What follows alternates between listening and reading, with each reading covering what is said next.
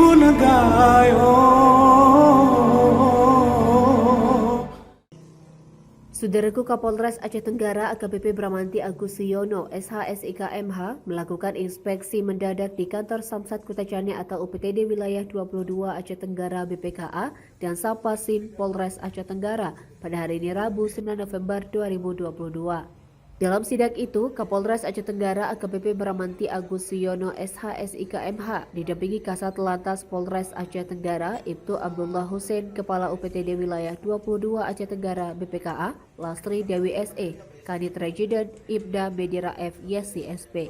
Usai sidak di Samsat Aceh Tenggara, Kapolres Aceh Tenggara AKBP Bramanti Agus Suyono SHSIKMH melanjutkan sidak ke Satpasim Polres Aceh Tenggara.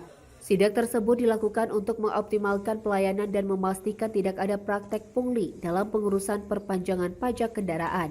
Menurut Kapolres AKBP Bramanti Agus Suyono SHSIKMH, apabila masyarakat memiliki keluhan terhadap pelayanan kami, dapat menyampaikan keluhan itu melalui telepon 110 dan juga pusat informasi pengadaan yang telah disebar ke desa-desa. Hari ini kita mengecek ke lokasi Samsat Aceh Tenggara dan juga ke Satpas Polres Aceh Tenggara, mana kita ingin memastikan bahwa pelayanan yang diberikan oleh anggota Polri kepada masyarakat dapat berjalan dengan optimal dan juga tidak ada praktek-praktek yang menyalahi aturan seperti praktek-praktek pungli, gratifikasi maupun hal yang lainnya yang dapat menurunkan harkat martabat anggota Polri.